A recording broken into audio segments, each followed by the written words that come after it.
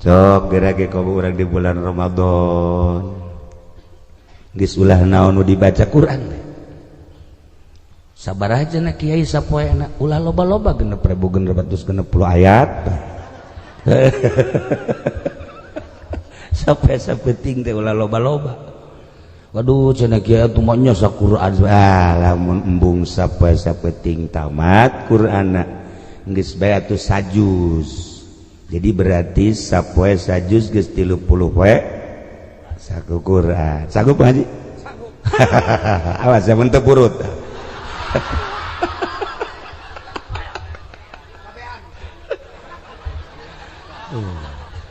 Cenah teu kuat kiai kula mah lamun sapoe sajuz mah kuatna ngan sakadar sapoe salembar.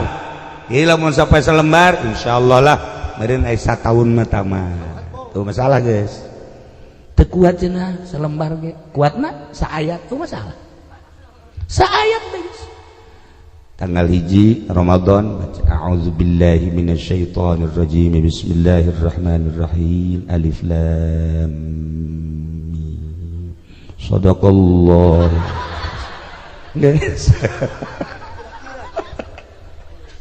isuk tanggal 2 أعوذ بالله من الشيطان الرجيم بسم الله الرحمن الرحيم ذلك الكتاب لا ريب فيه هدى للمتقين إترتي وبيال بدا مبتكدي منهم مسار ومنهم درجوا بدمين مكان هذا جزائي إذ نصرت لكم أن تخلفوني بسوء في ذوي رحمي kurang kumpul di dia Masya Allah kumpul di tempat pendidikan wahyu Allah di tempat pendidikan Al-Qur'anul Karim sakumaha anu geus sok dibabaca ku para ulama khairukum man ta'allamal Qur'an wa 'allam pangbagus-bagusna di antara aranjeun kabeh jelema nu daek belajar Al-Qur'an saenggeusna belajar daek ngawurukeunana wah geus teu moal tanding belajar Quran haju bisa haju ngawurukeun ai belajar mah belajar ngan teu bisa ulah coba-coba cara iya nyana mah teu pati bisa tapi hayang magahan atuh pahili sod jeung sin pahili dal jeung dod pahili medak atuh nu ngondangna ge palingnya tatangga geh teu make berkat sebab sakitu ayana atuh nah iyalah urang di tempat Al-Qur'anul Karim Allah ngajelaskeun Masya Allah indah luar biasa innal ladzina yatluna al-kitaba wa aqamus shalah al-ayah sanyanyana jelema anu maraca Al-Qur'an belajar narapi makharijul hurufna ditambah ku variasi-variasi zainul Qur'an jang supaya betah maca Qur'an ku urang sorangan ai bagus makan betah suarana bagus makharijna bagus lagamna bagus atupan betah 2 jam 3 jam ge haju nu ngadengikeun ge betah cara budak leutik tadi tekan ngeunaheun coba MTQ-keun jeung ieu duaan nu ieu karak lahir maca Quran, nu ieu tere balik ka ditu. Sok adukeun geura ge.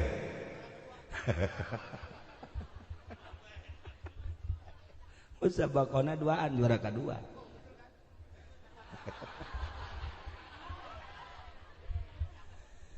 Nu mantak nu tadi mah bagus dididik belajar alifna ge lempeng. Mantak awewe mah resep mun alif lempeng.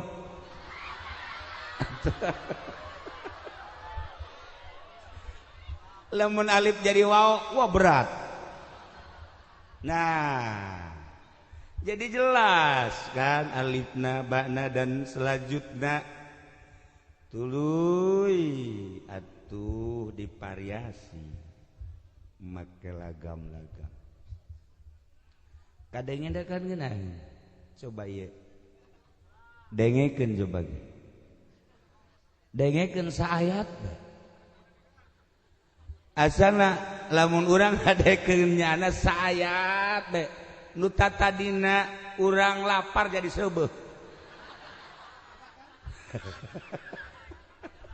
Sebagai sebenak itu maksudnya. Nah iyalah. Innal ladzina yatlunal kitaba.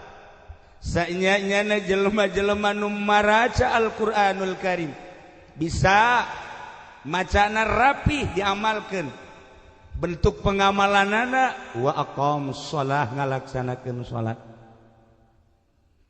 Boga hartanyana wa anfaqu mimma razaqnakum sirran wa alaniyah. Bebereanana luar biasa. Eueuh deui nu diharapkeun yarjuna tijaratan lan tabur. Sakadar hayang kauntungan anu eueuh rusakna. Ridho Allah, ganjaran Allah dibentukeun ku Gusti Allah, surga. Maca Quran teh yarjuna tijaratan lan tabur. Nah,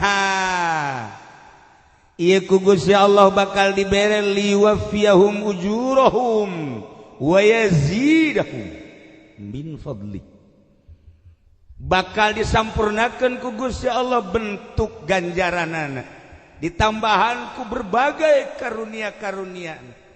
Dibentukeun sorga tukang maca Quran nu rapih maca Quranna tur ngarti kana maknana diamalkeun dibentukeun salat puasa zakat haji dan lain sebagainya eueuh deui bakalna kasampurnaan nu bakal dibikeun ku Gusti Allah iwal ti surga. Ya Allah ieu kabeh ahli surga ieu ya ahli surga ieu kahayang mah ya surga ieu. Atuh lamun lain orang resep kana maca Quran jam moal daek diuk di dieu. Moal daek diuk di dieu, urang ku sabab resep ka Al-Qur'an daek. Ngadengekeun ayat-ayat suci Al-Qur'an. Geunaheun sejuk perasaan. Tuh. Nah iyalah Allah teh apan meureun ningali ka jelema-jelema nu sok maca Quran, aju ngalaksanakeun. Dibere ku Gusti Allah kasampurnaan ganjaranana kajen teuing aya dosaan dihampura ku Gusti Allah. Innahu ghafurun syakur. Gusti Allah maha hampura tur maha narima kana syukuran-syukuranan, membales kana syukuran-syukuranan, dibales ku surga Allah Subhanahu wa taala. Ha eta penting. Innal ladzina yatluna alkitab sanyana jelema anu maraca Al-Qur'anul Karim. Nganu baca Al-Qur'an teh bentukna loba-loba, macem-macem. Nomor kahiji jelema mukmin. Lamun jelema mukmin maca Quran. Masalul mu'min alladzi yaqra'ul Qur'an masalul utrujah. Jelema mukmin anu sok maca Quran percis kos jeruk Garut. Masya Allah.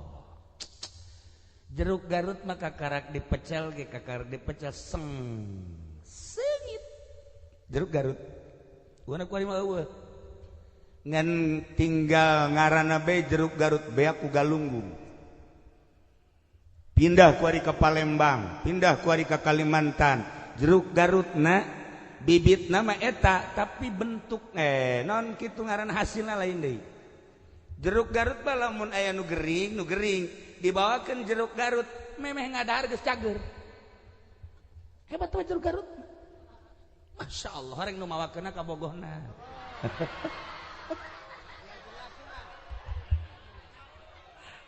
Cager langsung. Bawakeun coba ku Haji Pendi tambah gering. Sanajan jeruk Garut. Nah, iya. Jadi masalul utrujah kumaha eta? Ya Allah, jeruk Garut mah rihuha thayyibun wa ta'muha thayyibun. Angina ambeuna seunit, rasana ge amis, yalah jeruk Garut. Jelema mukmin anu sok maca Quran ka ambeuna seungit, ieu nu kadarian sok maca Quran seungit. Coba ieu telok maca Quran, buka kelekna. Enggeus pamajikanna ge embung hangrueun. Telok maca Quran buka kitu urang lamun boga pamajikan anu sering maca Quran teu kudu make nu sok disemprot naon? Baygon. Iya ta. Ya Allah, nyahona nyana mah ka baygon doang. Ampura urang dieu teu nyahoan bangsa hairspray bangsa parfum teu nyahoan nyahona baygon. Mantap ka dieu ge neuk ka dieu make baygon sret-sret.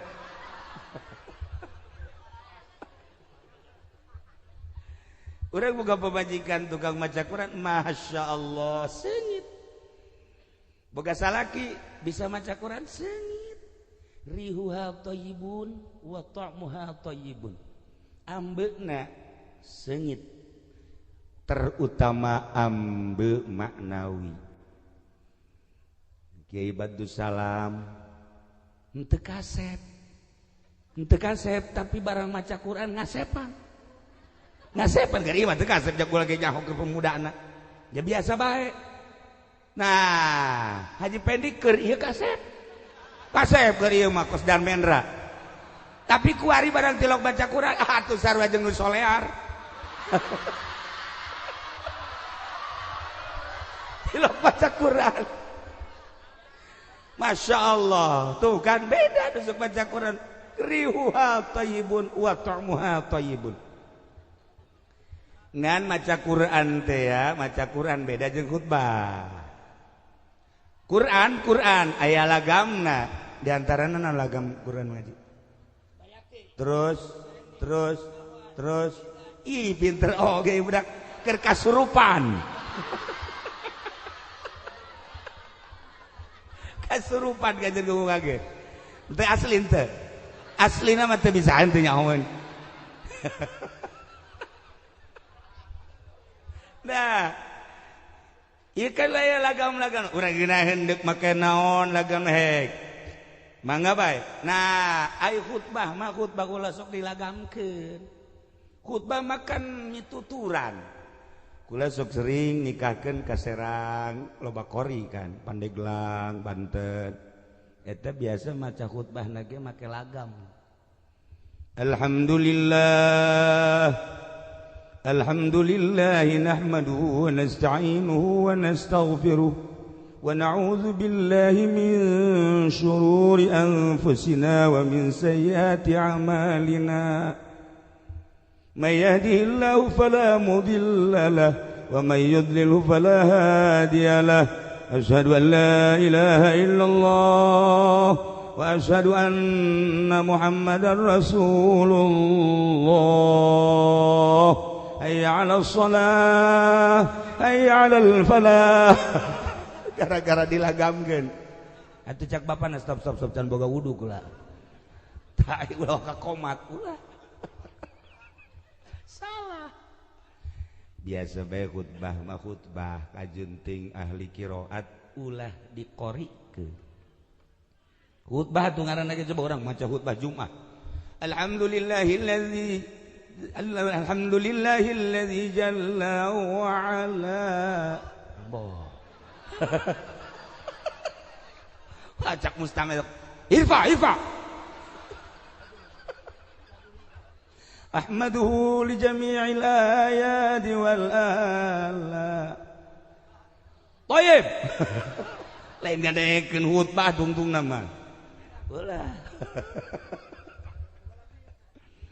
para jamaah kaum muslimin wal muslimat rahimakumullah al mu'min alladzi yaqra'ul Qur'an mathalul utrujah mukmin nusok maca Quran percis kos buah jeruk seungit ambeuna ngeunah di daharna amis sok gerage urang belajar Al-Qur'an timiti leutik keneh abeh lisanna babari dirobahna dibebenerna ai geus aki-aki kieu papan hese kula sok ngadengekeun babacaannya na aing dorakan teh juga ieu Qur'an lamun nyana maca Quran kadang-kadang bebelaga peureum kitu hees kadang-kadang mah dicocokan ieu ge aing doraka juga ngadengekeun kos kieu mah ieu ya teu karasa asa bener bae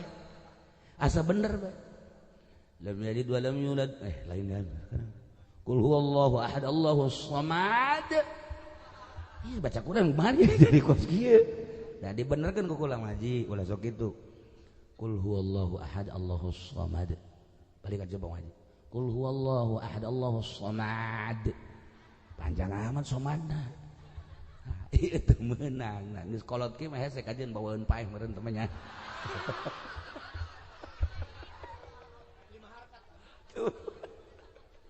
ya Allah ya Rabbi nah iyalah innal ladzina yatlunal kitaba masyaallah jelema anu mukmin maca Quran liwaffiyahum ujurahum disampurnakeun ganjaranana dibere pangampura bentukna surga sok gerage ka urang di bulan Ramadan geus ulah naon nu dibaca Quran sabar aja na kiai sapoena ulah loba-loba 6.660 ayat sampai sapeting teh ulah loba-loba waduh cenah kiai atuh mah nya Quran lamun embung sapeting tamat Qur'anna geus bae atuh sajuz jadi berarti sapoe sajuz geus 30 we saku Quran sagup ngaji awas zaman teu purut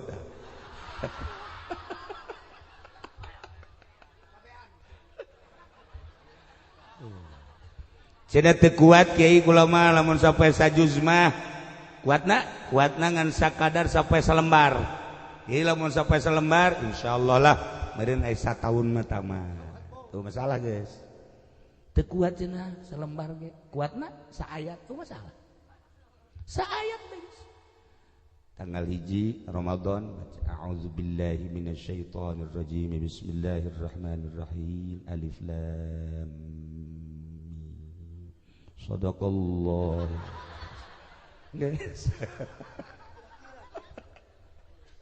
isuk tanggal 2 a'udzubillahi minasyaitonir rajim bismillahirrahmanirrahim Dzalikal kitabu la raiba fihi hudal lil muttaqin.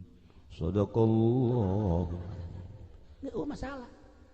Oh masalah ini sapoe saayat insyaallah 60 tahun karak tamat.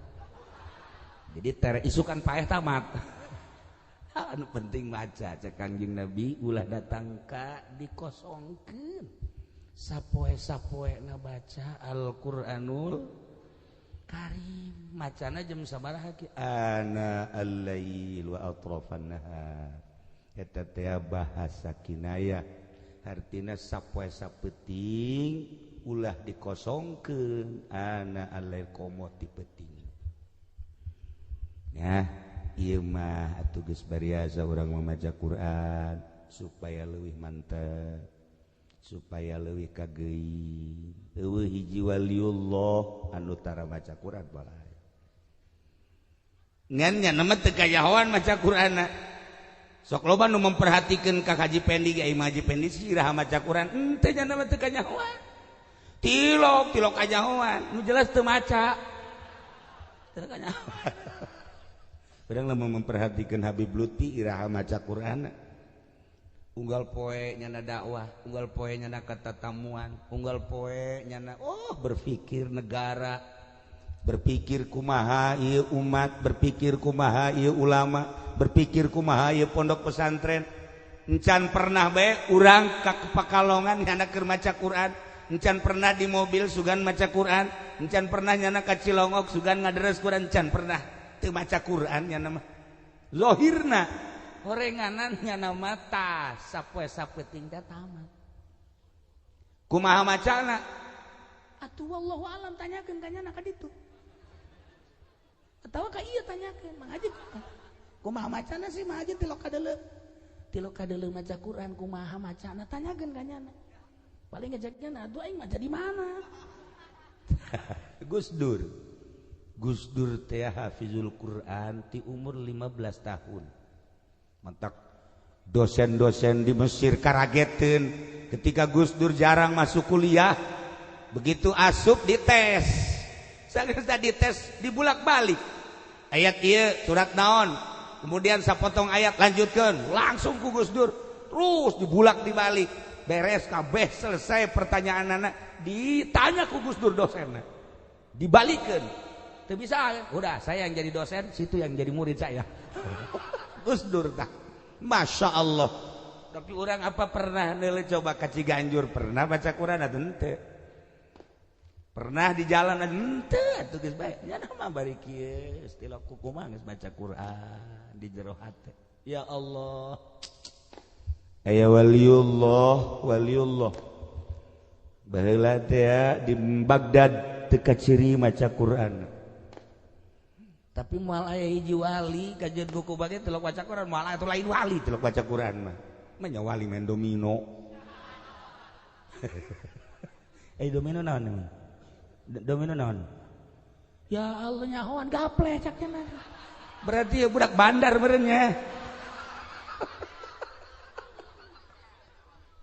tah wali Allah teh kan kadang-kadang hukumanana berbeda lantarannya nama geus lain make fikih make hakikat geus teu kahartieun mun nyebut Allah beda jeung urang mun ngahukuman kadang berbeda ulah segede wali nu baheula segede Gus Dur ge kamari dipermasalahkeun wari ge hampir-hampir Habib Lutfi loba hal-hal anu aneh kamari peuting pisan kula balik ti mana balik ti Kresek ditungguan ku Habib ti Kudus sugan kula Habib biasa teh masyaallah horeng Habib anu hese kapanggih mamangna Habib Ja'far jana mah hese anak dage mun hayang manggihannya hese lain lalagaan nyana nungguan ti jam 10 kula balik datang ka ditu jam 12 lewat kula balik ti dia jam 12 datang ka ditu berarti jam setengah 2 nyana nungguan ti jam 10 tapi teu ngomong naon nungguan we nah ngobrol begitu ngobrol Masya Allah lap-lapan ieu kadang-kadang kos nyambung kadang-kadang teu apal kula ieu mamangna Habib Ja'far hese diajak ngobrol ieu ge sarua keur peuting teh sampai jam 3 ngobrol jeung manehanana nah eta teh ahli Al-Qur'anul Karim teu eureun-eureun maca Quran jeung maca sholawat tapi teu kanyahoan tilok kieu maca Quran sebab geus aya di hate geus aya maca tah mantap ke Quran teh ya kuari simpen di jero hate abeh urang kadeuleuna mah urang teh kieu nyantai horenganan keur ngahayal iraha nyandung ya insyaallah ieu maksudna geus kolot ge hayang nyandung teh tolol geus kudu rumasa sih geus kolot kos kitu mah boro-boro normal nu di imahna ge geus nyahoeun lah para jamaah kaum muslimin wal muslimat rahimakumullah aya waliullah dianggap sasar saenggeus teh dianggap sasar laporkeun ka pemerintah ka negara tewak saenggeus tewak di sidang ternyata keputusan hakim ieu kudu dibunuh eksekusi permasalahan anak beda akidahna disebut akidah wahdatul wujud cara urang mah di dieu Sunan Kalijaga kan kudu dibunuh lantaran ngaku bahwa dirina Allah eta kan geus di luar lantaran perasaan anak alam eueuh urang lamun maca Quran bae terus bolak-balik ge berasaan beda sok geura sanajan urang yen teu ngarti maknana sok ge seringan maca Quran di isuk datang ke zuhur di zuhur datang ke asar Quran bae ulah aya obrol-obrolna naon saminggu bae bakal beda di Cilogok aya santri kula maca Quran bae poe stres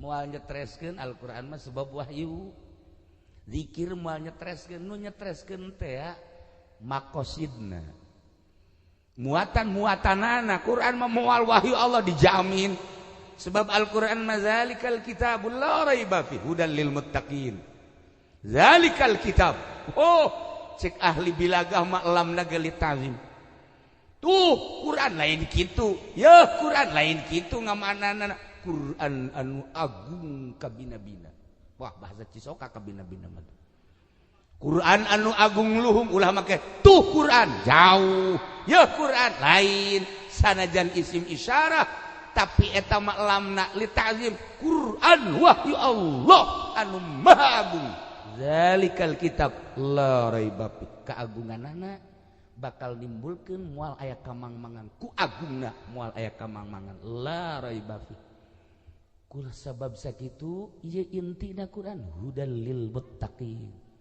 atuh moal nyetreskeun atuh moal ngedankeun moal ngajununkeun sebab hudal lil muttaqin malah nu tatadina kurang cekas jadi cekas malah nu tatadina kurang lempeng jadi lempeng tatadina hideung jadi cekas Al-Qur'an hudal lil muttaqin wah anu tatadina teh iman jadi iman tatadina musyrik jadi iman mukmin nu tatadina munafik jadi henteu atuh komo urang mah nu geus mukmin tambahan ku maca Quran terus bolak-balik engke lain deui cahayaan beungeutna beda kadel lamun jelema nu sok maca Quran neuleuh ka dieu tuh kiato cahayaan sanajan carang maca Quran tapi cahayaan coba neuleuh ka dieu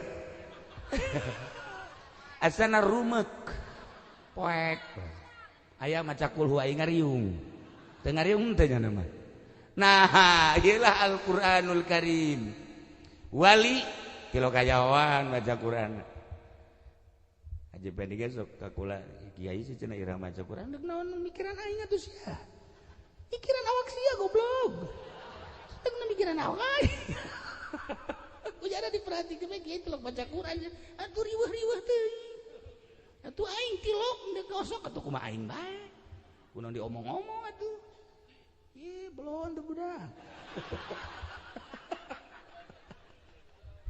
nah ieu wali sidang sagede sidang eksekusi bunuh begeus sabaraha wali nu dibunuh lain saeutik diurang Syekh Siti Jenar dibunuh pencit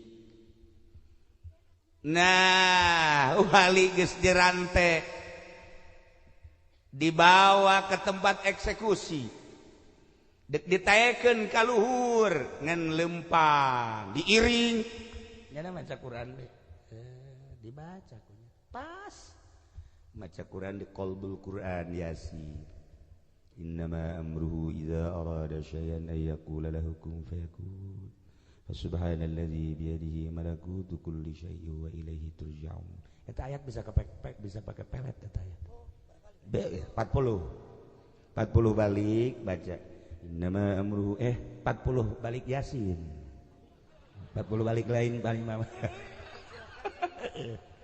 sasurat yasin ieu cai nu putih nu asli mun aya cai hujan nu langsung nyokot urang jukut anu dua bae tah naon kara dauna teudeun kadinya set hadiahkeun ila ruhi sarwiti baca Quran. A'udzubillahi minasyaitonirrajim. Bismillahirrahmanirrahim. Yasin. Wal Qur'anil Hakim innaka laminal mursalin ala siratal mustaqim tanzilan azizir rahim. Terus baca 40 balik. Engke geus menang 37 bakal muter tah si jukutna. Nah, geus muter teruskeun datang ka 40. Mah geus. Siramkeun ka arah Imah Sarwiti. Belah mana hi Sarwiti imahna? Bismillahirrahmanirrahim. Sat siramkeun. Peutingnya jam 2 ngaranjak. Oh, pending.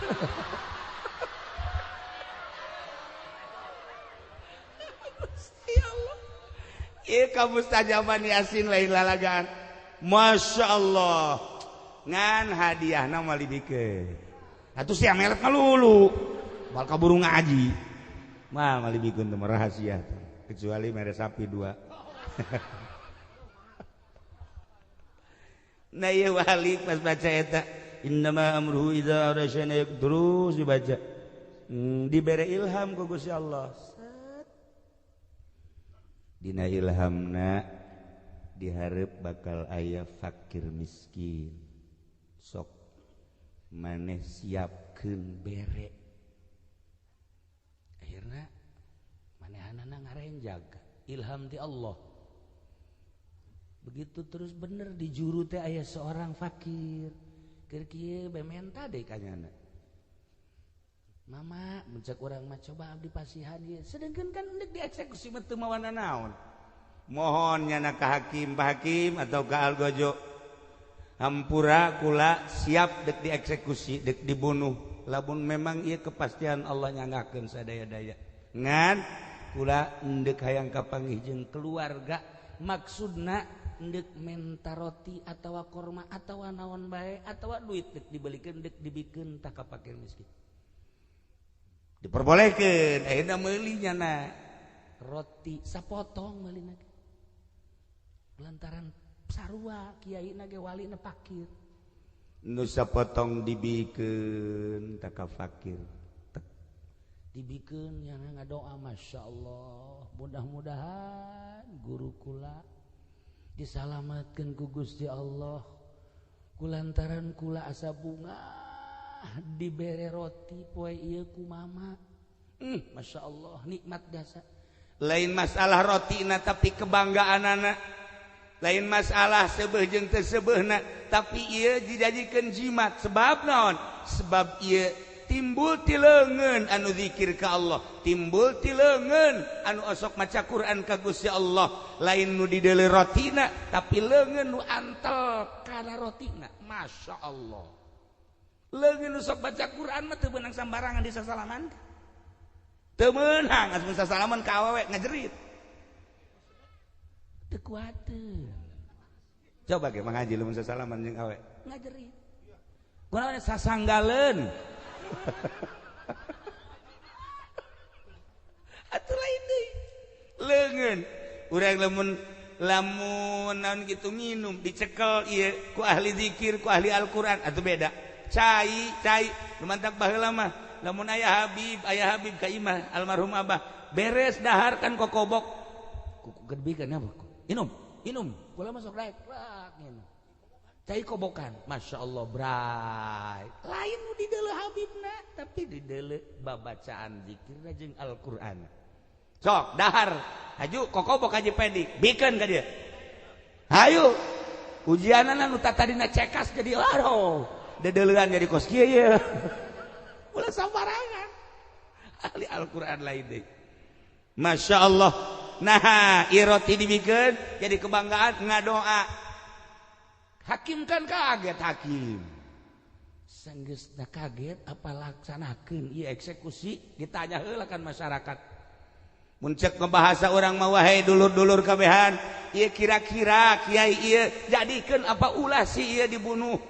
Nu tatadina serempak waktu keur di sidang. Bodoh sebab akidahna teu akur jeung urang. Bunuh serempak kabeh tapi ketika manehana nangis mere roti ke seorang fakir ngadoa ka Gusti Allah dengan perasaan kebanggaan anu tadi jelema na eta kene begitu ditanya ku hakim, kumaha ieu kira-kira bunuh atau ulah Al-Qur'an lain sambarangan matak di dina ge innal ladzina yatlunal kitab wa aqamus shalah wa anfaqu mimma razaqnakum nyana bisa nganapakakeun mere segede roti nu gede mah pohara ieu mah sapotong roti bae bisa nyalametkeun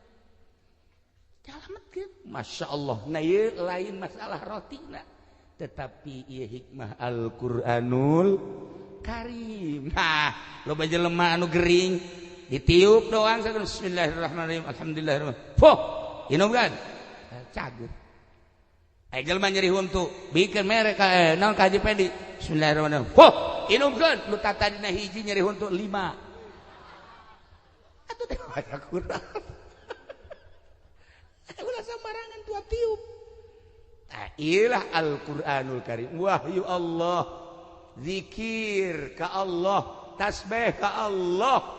Napas nageh bakal kaambeun seungit ku malaikat. Jelema nu sok maca Quran malaikat seungit. Jelema nu sok zikir kaambe seungit. Coba aja pendek. Kunaon cek malaikat hiji hangru.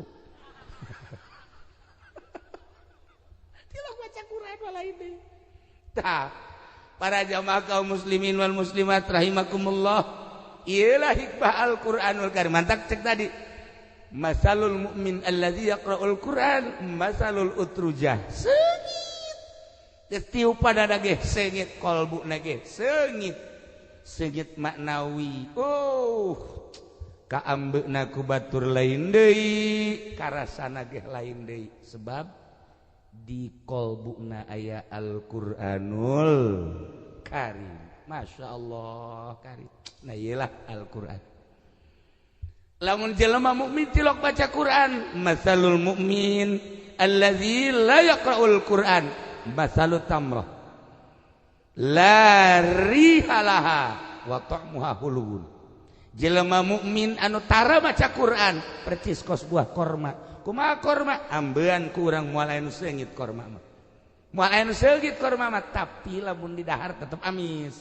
Nah lamun aya mukmin jarang maca Qur'anna komo tilok ieu mah jarang nah ieu engke bakalna eueuh ambean jelema teh teu kabeja teu kacarita tapi kelantaran aya imanan keneh tetep bae nyana bisa ngamalkeun kana Al-Qur'anul Karim sanajan tara maca.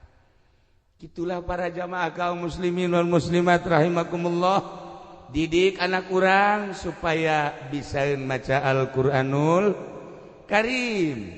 Saenggeusna dididik baca lain sekedar maca keuna hafal tafsir-tafsirna sebab kuari bae di Indonesia ya kuari di samping ayat tafsir Wahabi anu geus disalametkeun ku negara kuari ayat tafsir Syiah ribuan Al-Qur'an nu geus dicitak anu di jerona anti sahabat khusus ka Sayyidina Ali wungkul.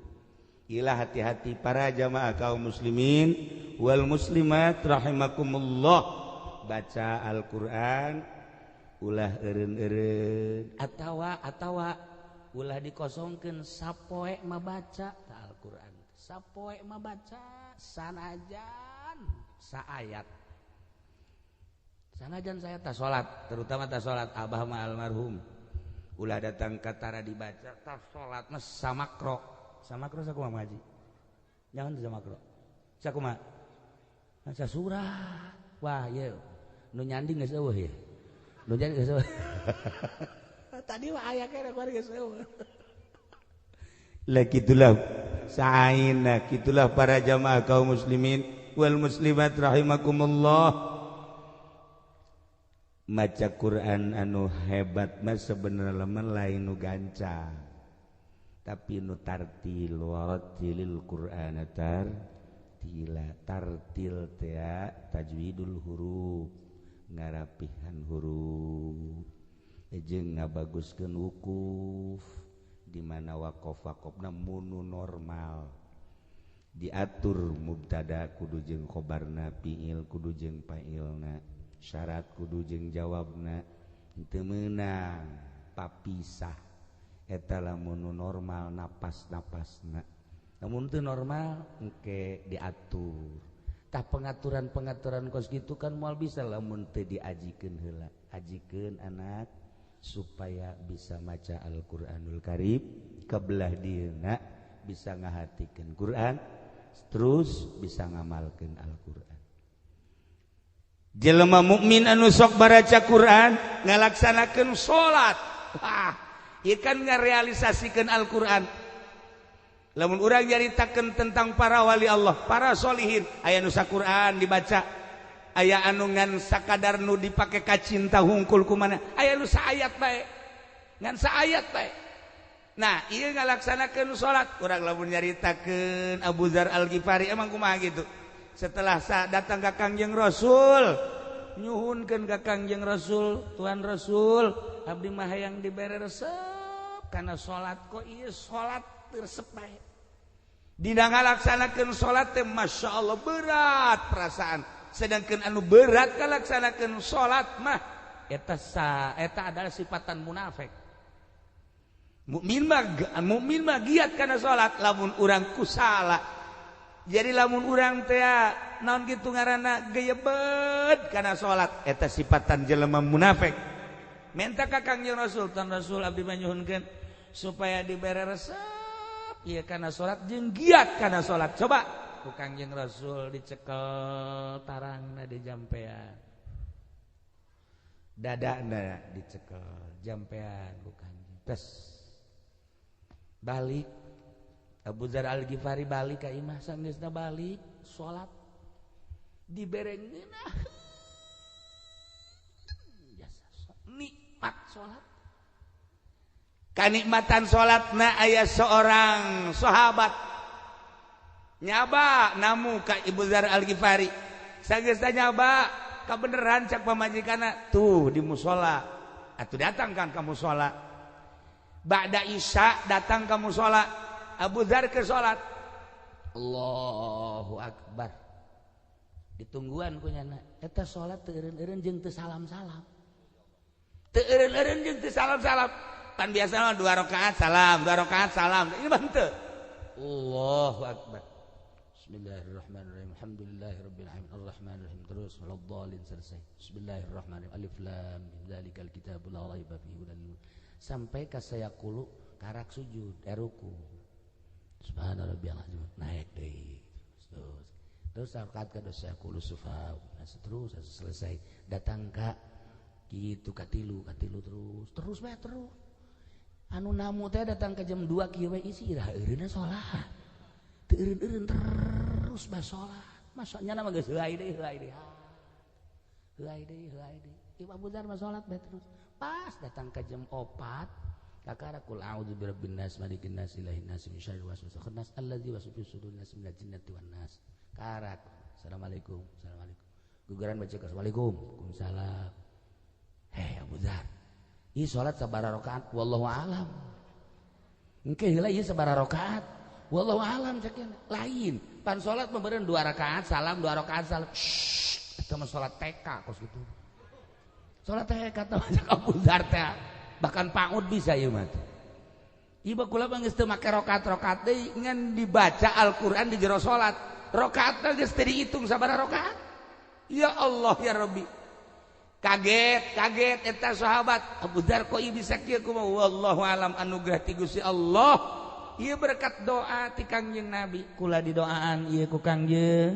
Terus ieu didoaan ku Kangjeng. Akibat tina doa Kangjeng ku ari resep biasa kana salat berarti kan boga guru minta doa ka guru ieu mah ka guru lain nya mah pan datang ka kula waalaikumsalam enon ngaji dagang aduh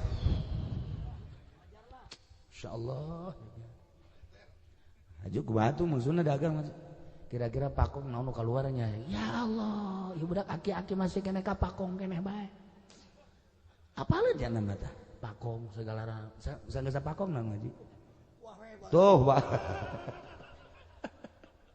lah iyalah para jamaah kaum muslimin wal muslimat rahimakumullah batur ma Al-Qur'an teh dipake di jero salat sageus tak itu geus teu dihitung-hitung rakaatna ukur jeung diri urang geus datang ka mana urang salat maghrib teh istiqomah kul yakul istiqomah lamun teu eta gering kul ya jeung kulhu bae masyaallah karim deres kul jeung kulhu ge aya teu pohoan mah pernah terjadi pan aya jelema dek berjamaah ka masjid imam eueuh imam ditungguan eueuh culak-cileuk saha ieu kudu jadi imam ya otomatis nu aya ditewak Haji Pendi Haji imam mun aku jadi imam tukang karung henteu ieu mah usah sambung henteu ieu mah haji kami ridho di imaman kumaha haji lu sejen bae batur makan kos kitu teh tawadu atuh emang ieu mah bodoh batur makan embung teh tawadu ieu mah emang teu bisa ngan kulantaran didorong lantaran make jas woi atuh kos kori pan siap geus langsung jadi imam Allahu akbar wih tegep Allah Bismillahirrahmanirrahim berapi biasa waladhdallin amin masyarakat kayak jija bagus ya Haji Fendi Masya Allah karim pas baca surat da poho Bismillahirrahmanirrahim inna